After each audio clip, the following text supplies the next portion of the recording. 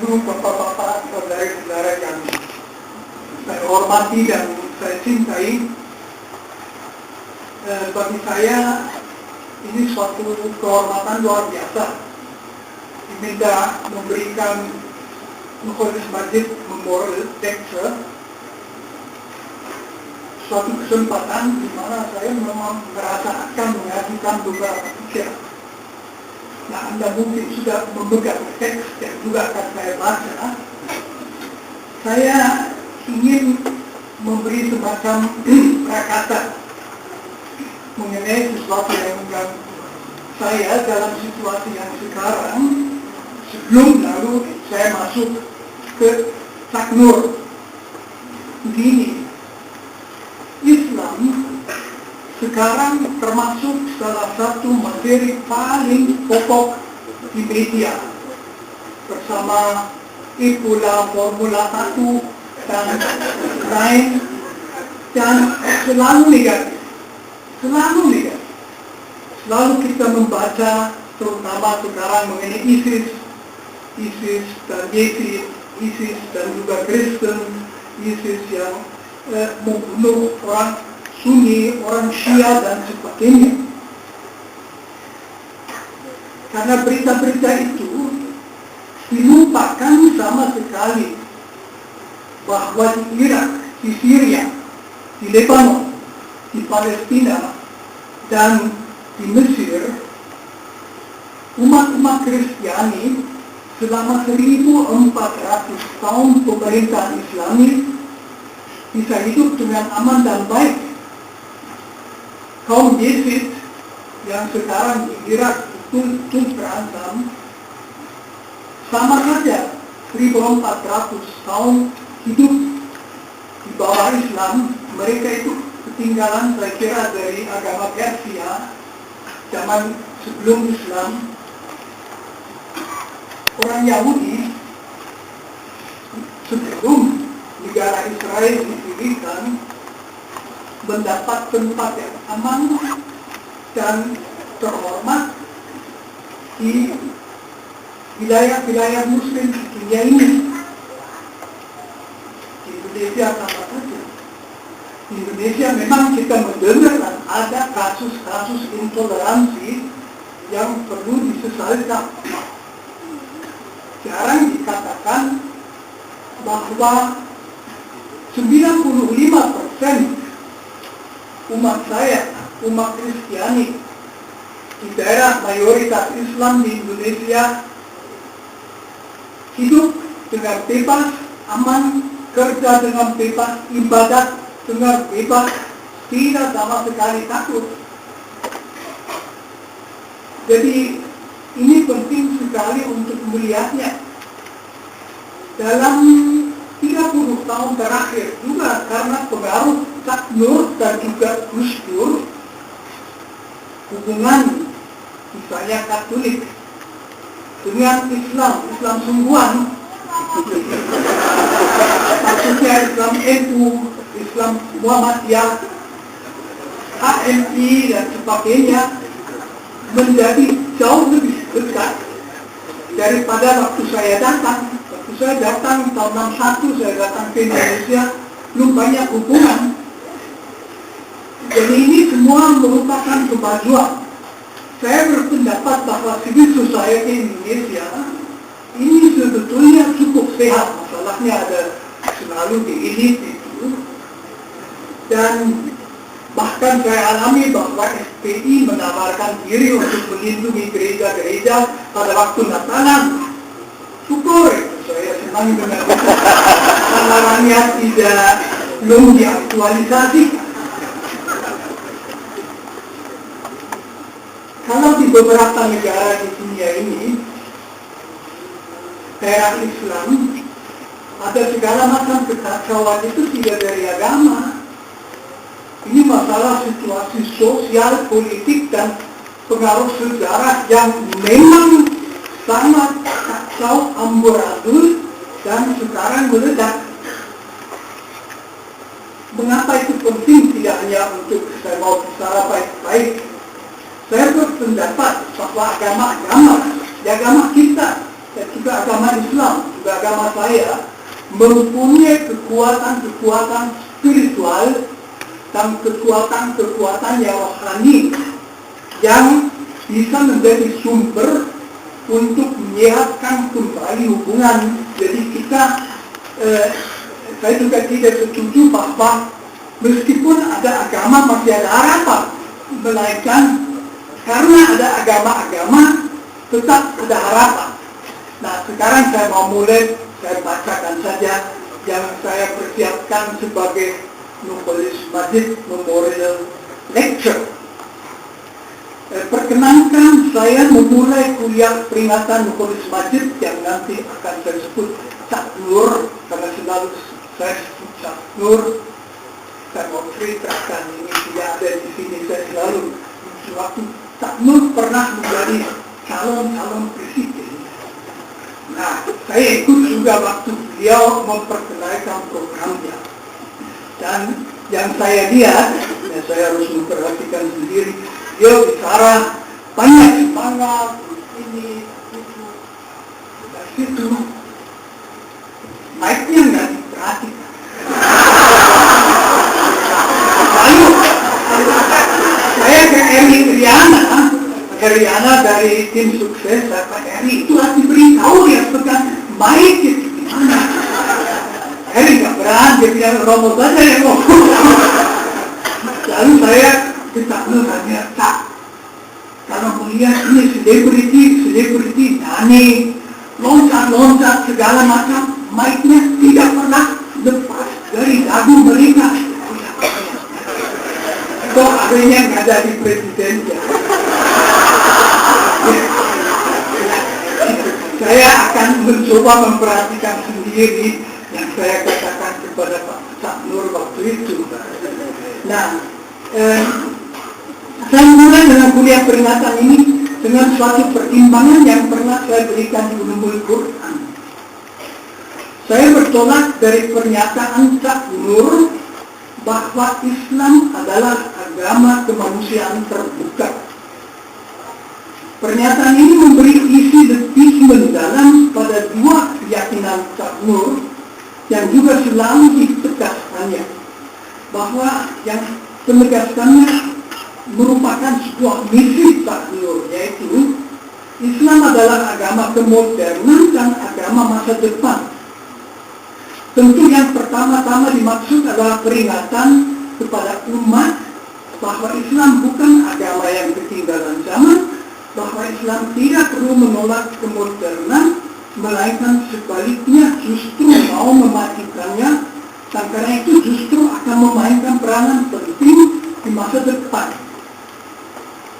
Yang mau dikatakan, kalau Islam berani mengaktualisasikan potensi-potensinya, ia justru akan sangat sesuai dengan zaman kita, zaman modern, dan karena itu sudah jelas merupakan agama bagi manusia di masa depan.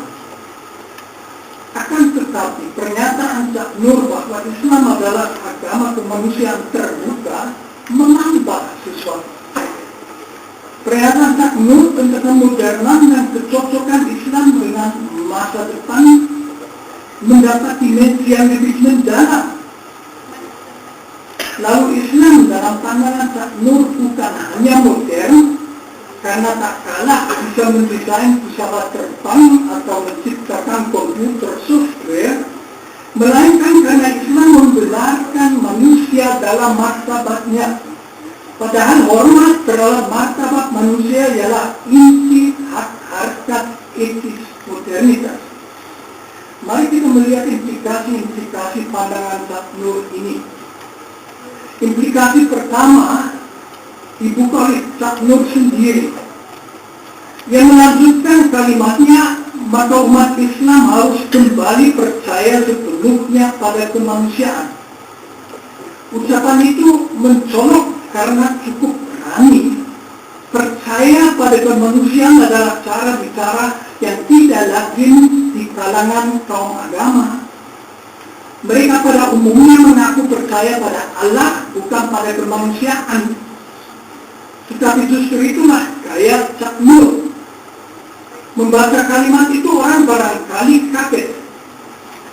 Kalau orang lalu berhenti, menutup diri, menjadi emosional dan defensif, maka kalimat itu akan ditolak barangkali dengan tuduhan-tuduhan yang buka-buka.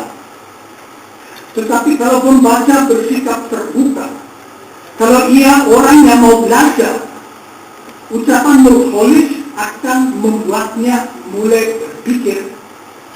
Ia juga akan memastikan bahwa Cak Nur tentu tetap menganggap kepercayaan kepada Allah sebagai inti dan dasar agama Islam. Ia akan mengerti bahwa poinnya Cak Nur adalah membuat pembaca menyadari bahwa iman kepada Allah hanya benar kalau terwujud dalam hormat terhadap manusia ciptaan tertinggi Allah. Jadi bahwa iman yang tidak disertai sikap positif terhadap manusia belum merupakan iman dalam arti sebenarnya. Ucapan ini mengagetkan, ini justru memaksa kita untuk memperdalam pengertian kita tentang iman. Pernyataan Cak Nur bahwa Islam adalah agama kemanusiaan terbuka mengandung kebenaran bagi semua agama. Kalau Islam adalah agama kemanusiaan terbuka, padahal Islam jelas adalah agama Tuhan, agama tauhid, maka Cak Nur mengatakan sesuatu yang sangat penting, yaitu menjunjung tinggi Tuhan tetapi merendahkan manusia adalah kontradiksi. Kalau Cak Nur lantas mengatakan bahwa percaya kepada Tuhan mengimplikasikan menghormati manusia, ia mempunyai beberapa implikasi. Yang pertama adalah bahwa sikap baik dan hormat terhadap orang lain tidak mungkin bersaing dengan sikap taat dan hormat terhadap Allah. Allah tidak dapat dimainkan melawan manusia. Kalau ciptaan diremehkan apalagi dihina, maka penciptanya juga diremehkan dan dihina. Dan kalau kita berbuat baik terhadap saudari atau saudara yang berkebutuhan, kita bersikap baik terhadap Tuhan. Manusiawi Islam dan juga oleh agama Yahudi dan Kristianitas diyakini merupakan ciptaan yang tertinggi, bahkan istimewa di dunia ini. Agama Yahudi dan Kristianitas mendasarkan diri pada bab pertama Kitab Perjanjian Lama, di mana ditulis bahwa manusia diciptakan menurut fitrah Allah. Dalam Islam, manusia dan hanya manusia adalah wakil Allah. Perbedaan hakiki antara manusia dan misalnya kerbau atau kucing kesayangan, adalah bahwa setiap manusia diciptakan untuk selama-lamanya. Kita punya permulaan tetapi tidak punya akhir. Agama-agama Samawi percaya bahwa dalam kematian manusia tidak habis.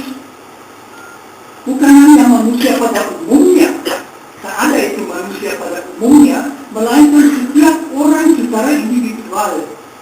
Kita semua akan diadili secara individual, tidak secara kolektif. Jadi kita dicintai secara individual oleh Tuhan. Beda dengan kucing atau kerbau yang dalam kematian juga mengalami berakhirnya individualitas eksistensi mereka. Manusia tidak seperti itu.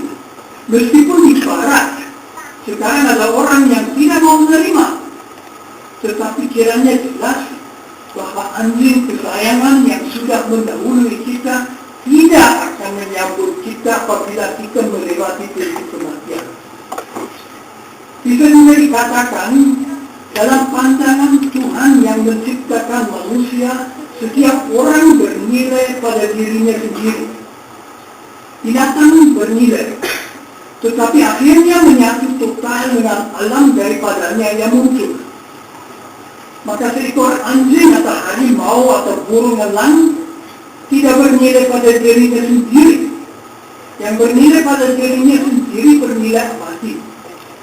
Seseorang sekali diciptakan bernilai pada dirinya sendiri di mata Tuhan, Dan karena itu eksistensinya tidak pernah akan habis. Bernilai pada dirinya sendiri secara individual itu martabat manusia. Suatu martabat yang tak terhingga. Dalam arti bahwa orang siapapun bukan sekedar sarana untuk tujuan atau maksud baik lain, melainkan merupakan tujuan pada dirinya sendiri. Allah menciptakan kita masing-masing karena Ia mencintai kita masing-masing, memperhatikan kita masing-masing, meminati kita masing-masing. Maka pada agama-agama manusia ya setiap orang harus bisa merasa aman selalu. Agama tidak boleh mengancam. Manusia harus baik terhadap siapa saja. Agama harus baik terhadap siapa saja. Terhadap siapa saja juga berarti tidak hanya terhadap mereka yang seiman. Jadi juga baik terhadap mereka yang imannya berbeda. Mereka pun diciptakan dan dicintai Allah.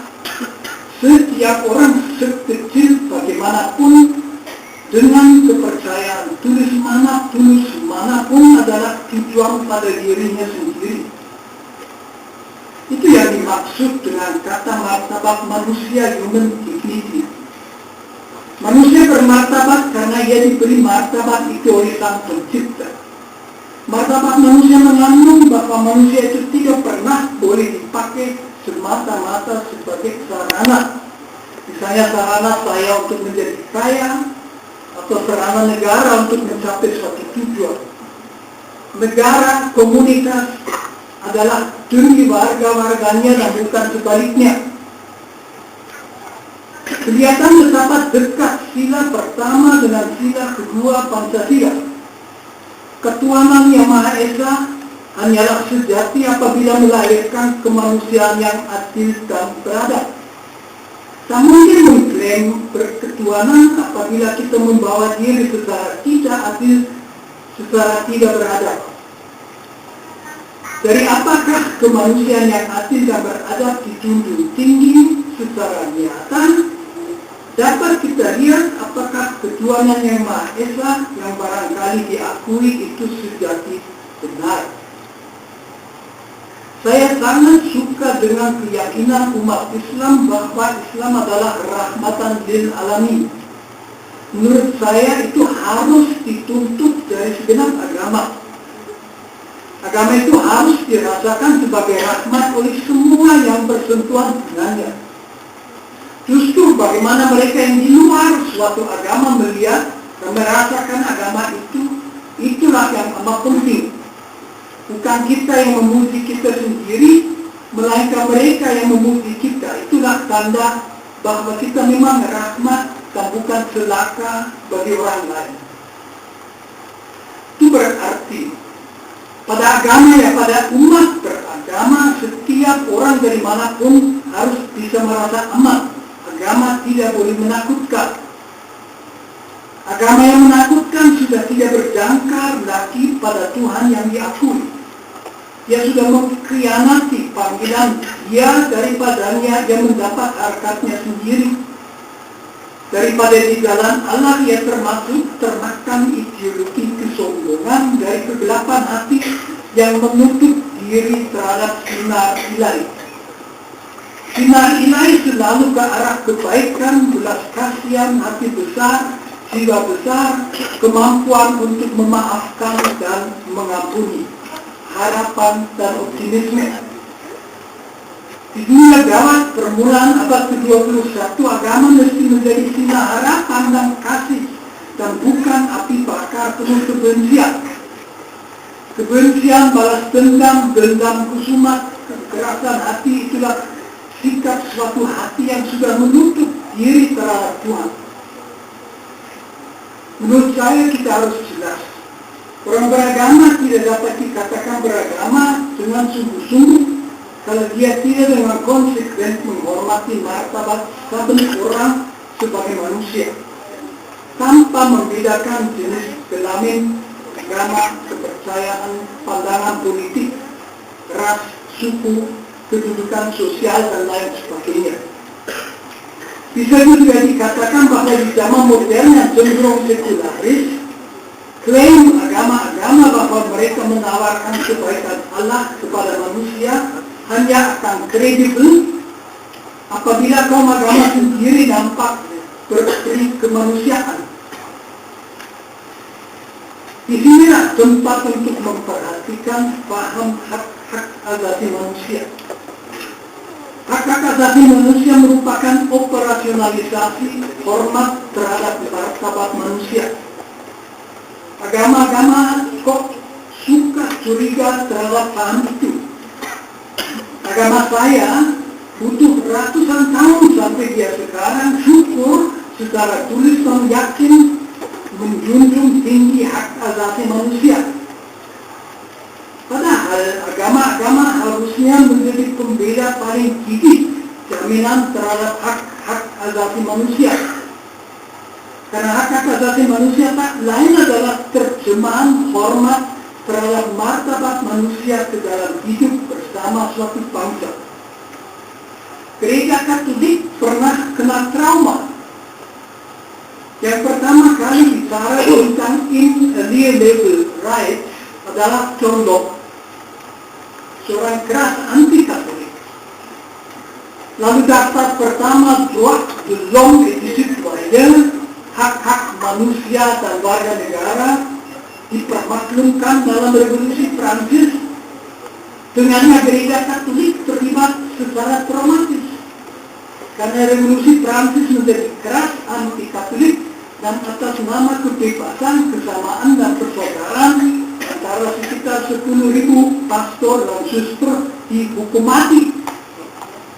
Gereja Katolik lantas menganggap paham hak asasi manusia sebagai tanda pemberontakan manusia yang maunya otonom terhadap penciptanya.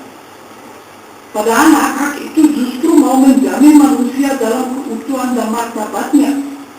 Baru pengalaman mengerikan di abad ke-20, komunisme dan fasisme membantu gereja Katolik untuk keluar dari terowongan kepicikan bikinannya sendiri. Baru menjelang musyawarah agung para pimpinan gereja, para uskup yang disebut Konsili Vatikan II tahun 1962, Paus Yohanes ke-23 menyatakan dukungan mutlak terhadap hak asasi manusia yang kemudian dibenarkan sepenuhnya dalam Konsili Vatikan II itu, yang lalu secara resmi mendukung kebebasan beragama dan hak asasi manusia. Hak asasi manusia dimengerti keliru kalau difahami sebagai hak manusia terhadap Allah. Tentu manusia tidak punya dan tidak perlu punya hak apapun terhadap penciptanya.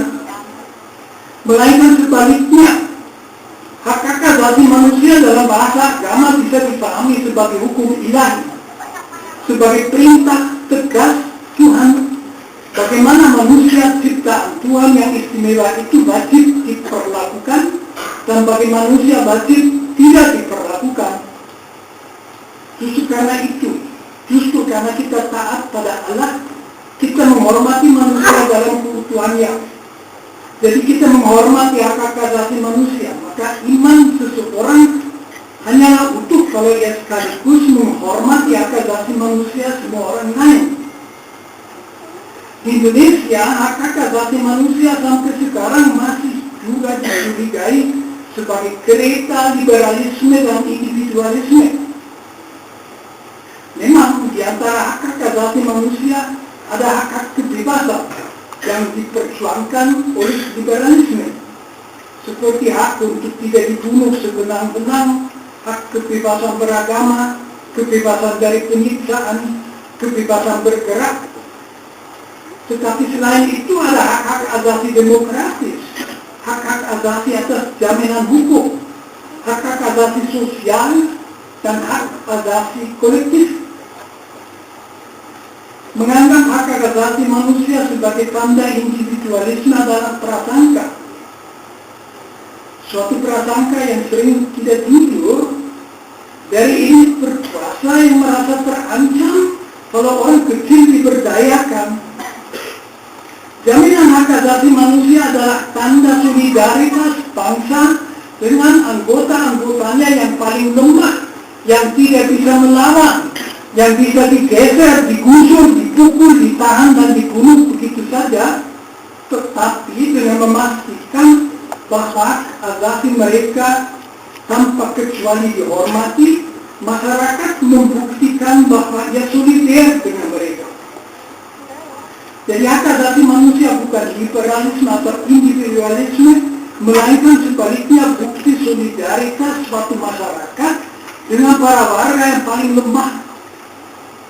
Mari kita jujur, apa kita mau kembali ke zaman dulu begitu lama di belakang kita, di mana orang yang berpolitik salah begitu saja bisa ditahan barangkali bertahun-tahun, atau bahkan seenaknya dibom, dipotong lehernya dan ditenggelamkan ke sungai, di mana aktivis bisa diculik dan dibunuh dengan impunity, di mana tokoh seperti tokoh Papua Teis atau aktivis seperti Masiah bisa dibunuh seenaknya dan mereka yang menyuruhnya dibiarkan saja. Bisa dikatakan kemanusiaan yang adil dan beradab menjadi nyata dalam hormat terhadap hak-hak asasi manusia. Ada hubungan khusus antara hak asasi manusia dengan demokrasi dan keadilan sosial. Dengan demokrasi, karena demokrasi memberdayakan masyarakat dan hak-hak asasi membuat pemberdayaan itu nyata. Dengan keadilan sosial, karena keadilan sosial tidak tercipta dengan percaya pada kebaikan pemerintah dan golongan atas, melainkan lagi-lagi dengan memberdayakan rakyat. Dengan pemberdayaan itu tercapai, dan pemberdayaan itu tercapai dengan menghormati hak asasi manusia. Sangat sesat mereka yang bertanya apakah penetapan hak asasi manusia dalam Undang-Undang Dasar dapat mengisi perut rakyat. Jawabannya tentu dapat, dan memang hanya hak asasi manusia bisa menjamin itu. Hak asasi manusia memberi ruang dan daya juang kepada rakyat, sehingga mereka dapat memperjuangkan keadilan dan juga makanan. Keadilan sosial bukan pemberian pemerintah atau orang-orang kaya. Keadilan sosial harus diperjuangkan, dan perjuangan itu dimungkinkan kalau hak dasar orang lemah diakui. Buruh tidak perlu upah minimum. Dia perlu diakui haknya untuk berserikat, untuk bicara bebas, dan untuk mogok. Lantas ia sendiri dapat memperjuangkan upah minimumnya bahkan lebih dari upah minimum. Maka agama-agama seharusnya tanpa jemu-jemu mendukung serta menuntut hormat terhadap hak asasi manusia. Karena tidak mungkin menghormati Tuhan Sang Pencipta kalau martabat ciptaannya yang paling bermartabat tidak dihormati. Suatu catatan, paham hak asasi manusia muncul di luar orang-orang beragama. Dan seperti saya katakan tadi, orang beragama kadang-kadang condong untuk curiga terhadap paham itu. Padahal menurut saya, hanya orang yang percaya pada Tuhan punya dasar kokoh keberlakuan hak asasi manusia. Kalau manusia tidak lebih dari seekor kera dengan otak lebih besar, martabatnya juga tidak secara hakiki melebihi martabat kera.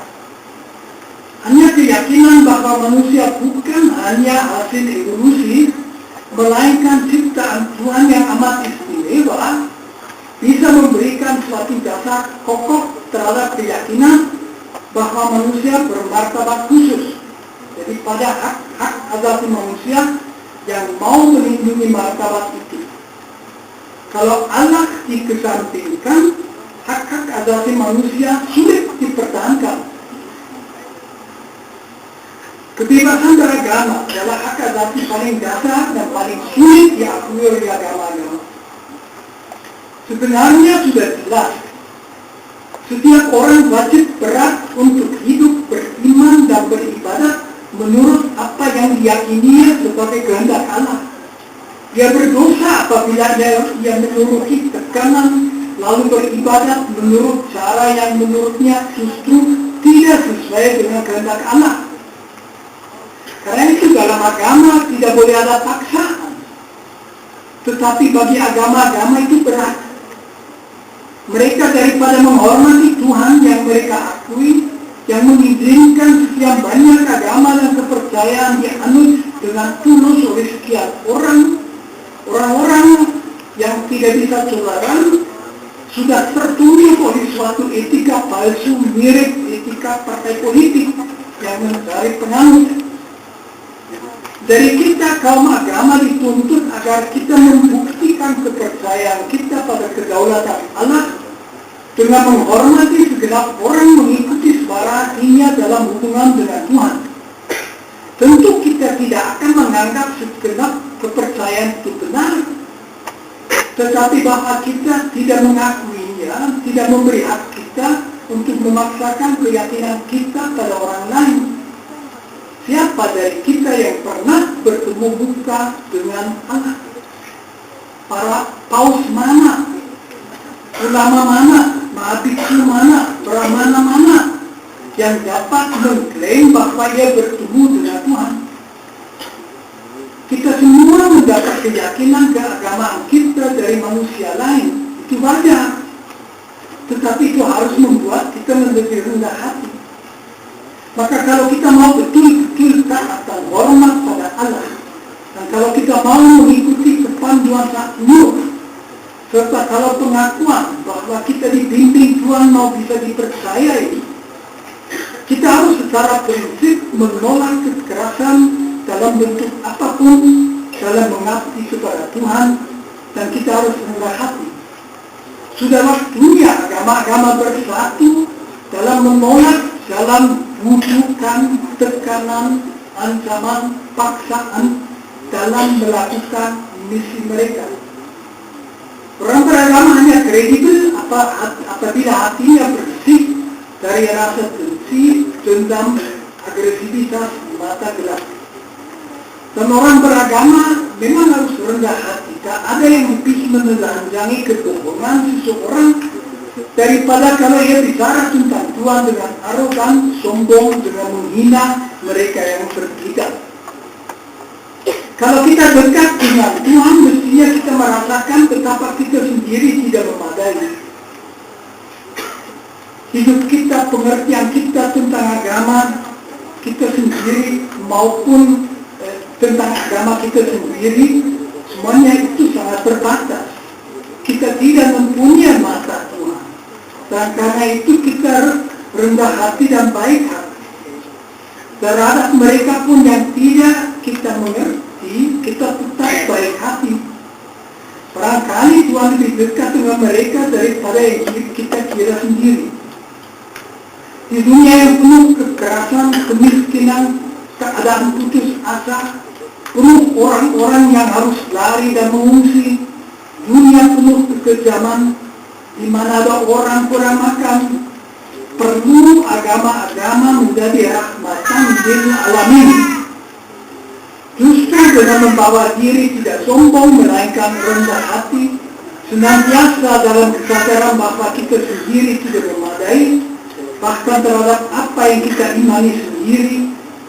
Kalau kita menjadi kubu yang menolak kekerasan, sekaligus rendah hati kita dalam segala keterbatasan akan menjadi sinar harapan bagi banyak orang yang hampir tanpa harapan.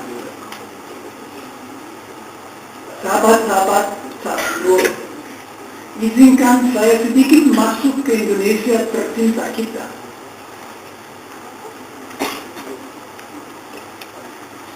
Kita memang mengalami sekian kekerasan dan konflik berlatar belakang agama. Tanda-tanda intoleransi cukup mengkhawatirkan. Yang amat mengkhawatirkan saya adalah bahwa negara sampai sekarang menolak menjamin rasa aman dan bebas rasa takut komunitas-komunitas di luar 6 agama yang diakui. Itu sama sekali tidak dapat diterima. Pemerintah wajib melindungi segenap bangsa Indonesia dan seluruh tumpah darah Indonesia tidak tergantung agama mana yang mereka anut. Jadi masih banyak hal yang tidak beres di negara kita.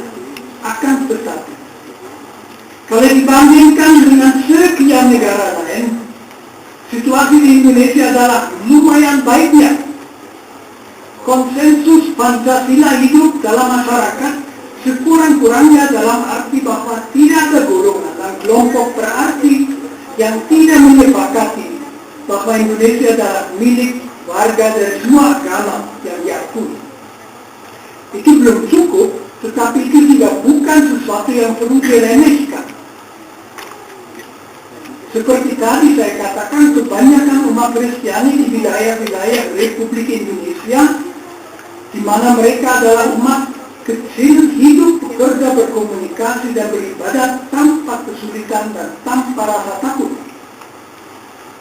Sebagai contoh, dalam 30 tahun terakhir juga berkat sosok luar biasa Nur, terjadi pendekatan antara umat Kristiani dan umat Islam.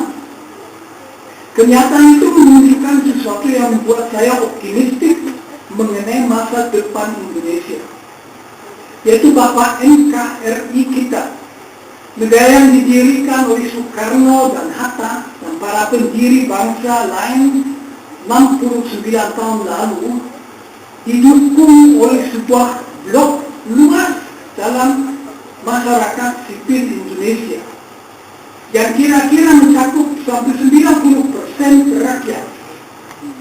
Blok NKRI yang saling menerima meskipun selalu ada gesekan dan konflik kecil-kecilan, terdiri atas Islam mainstream dengan NU dan Muhammadiyah sebagai suku burungnya, Islam nasionalis, NU dan Muhammadiyah dan juga nasionalis, dan komunitas-komunitas non-muslim yang 10% lagi tidak tertampung dalam konsensus dasar NKRI, terdiri atas segala macam fundamentalis, ekstremis, radikal, fanatik, puritan, eksklusivis, yang semua juga tidak sama.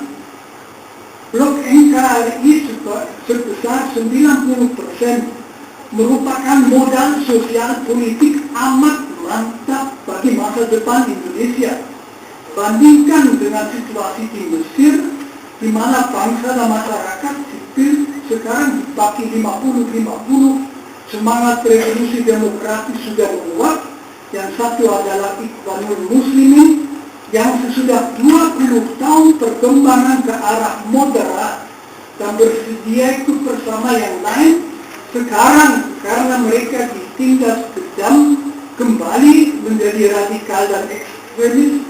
Yang satunya adalah kaum Salafi, kaum nasionalis, Kristen, Koptik, dan militer. Indonesia justru stabil karena masyarakat sipil pendukung NKRI yang secara etnik dan agama plural adalah begitu kuat. Bagaimana kesatuan bangsa Indonesia bisa dijelaskan? Di sini tentu bukan tempatnya untuk menguraikannya, tapi saya kira garis besar itu jelas. Sejak semula, orang-orang Muhammadiyah dan NU tidak hanya merasa Muslim, melainkan juga Indonesia. Begitu pula bahwa Kristianitas, Protestan, dan Katolik diterima begitu baik di pangkuan bangsa tanpa dipersoalkan kaitannya dengan penjajah. Sama saja karena mereka sejak tahun 20-an aktif terlibat dalam gerakan kemerdekaan. Pak Hashim bisa dekat dengan Muhammad Nasir dan Safruddin Prawiara Negara karena sama-sama mau membangun Indonesia yang adil, makmur, dan bebas dari penjajah. Sama-sama curiga sama komunis. Islam mainstream Indonesia merupakan pendukung amat kunci terhadap kesatuan internal Indonesia. Jadi terhadap segi kebinekaannya, karena mereka sekaligus nasionalis. Keberakaran agama-agama dalam kebangsaan Indonesia adalah dasar stabilitas masyarakat kita. Karena itu begitu penting kita buang jauh-jauh suatu paradigma yang sejak tahun 1945 dan secara khusus 1959 dan akhirnya selama 20 tahun pertama pemerintahan Soeharto dipakai demi manipulasi rakyat, yaitu paradigma nasionalis versus Islamis. Paradigma yang tepat adalah blok NKRI atau bangsa mainstream, NU, Muhammadiyah, agamis non-radikal lain, masyarakat non-muslim berhadapan dengan berbagai kelompok yang memang eksklusif dan sebagian ekstremis. Akan tetapi, tak ada alasan untuk puas diri. Kita yang bersatu dalam kesadaran bahwa hidup kita adalah rahmat Tuhan dan harus memanfaatkan rahmat Tuhan ke dalam masyarakat ditantang dari dua sudut. Yang satu adalah konsumerisme kapitalistik yang semakin merentangkan tentakelnya ke segenap pelosok di dunia kita. Suatu budaya semu yang membuat kita merasa hanya menjadi orang kalau kita membeli barang terakhir yang mereka lontarkan ke pasar. Yang karena itu membuat kita hidup nirmakna, makin berpusat pada kita sendiri, makin buta terhadap mereka yang menderita, dan makin kosong dari kesadaran bahwa kita ini di tangan Tuhan. Tantangan kedua adalah lamanya, yang untuk sebagian dirangsang oleh budaya global konsumerisme kapitalistik itu. Itulah yang sekian bentuk revival religius yang keras, eksklusif dan fundamentalis. Ciri religiositas itu adalah arogansi. Arogansi yang membuat mereka meremehkan, menghina, menindas siapapun yang tidak mengikuti mereka, di mana kelompok-kelompok sampai mengklaim berhak menentukan siapa yang boleh hidup dan siapa yang tidak. Jadi mereka berani menempatkan diri di tempat yang ilahi. Ekstremisme itu atraktif karena seakan-akan memberi kepastian bahwa kami adalah benar dan yang lain-lain salah. Sekaligus memberi legitimasi untuk mengikuti nafsu-nafsu paling gelap di hati manusia seperti kebencian, dendam, nikmat, menghancurkan, menyiksa, dan membunuh. Dalam kebingungan tentang tujuan hidup ekstremisme itu bisa menjadi menarik bagi orang muda yang mencari keagamaan yang kafah, yang lalu dengan arogan menetap agama-agama mainstream sebagai sudah terkontaminasi oleh segala macam kekafiran. Dalam situasi ini perlu kita bersatu dalam keyakinan bahwa agama wajib untuk menjadi penjunjung paling utama kemanusiaan. Kita dipanggil untuk secara tegas menolak keagamaan dengan wajah keras. Keagamaan yang mengancam, membenci dan meremehkan mereka yang berbeda. Kita harus bersatu dalam menolak segala kekerasan atas nama agama. Kita harus keluar dari kumpulan arogansi. Iman kita masing-masing hanya dapat dipercayai kalau keagamaan kita rendah hati dan baik hati. Agama, segenap agama, mesti dapat dirasakan sebagai sesuatu yang positif. Itulah kesaksian yang dituntut dari kita. Kita harus memancarkan kebaikan yang ilahi melalui kebaikan kita sendiri. Jadi siapapun yang tulus hatinya, apapun keyakinan religiusnya, mesti merasa aman dengan kita, mesti mendapat perlindungan. Bagi kita semua berlaku yang diserukan oleh wajib bagi umat Islam, bahwa kita harus kembali percaya sepenuhnya pada kemanusiaan. Kita agamawan dari agama-agama yang berbeda, sama-sama memberi komitmen untuk memperlihatkan bahwa agama adalah rahmat bagi seluruh alam tanpa kecuali. Kesadaran melawan arus itulah barisan dan tantangan tokoh tercinta kita yang besar, Nurul Ismati Fatlur.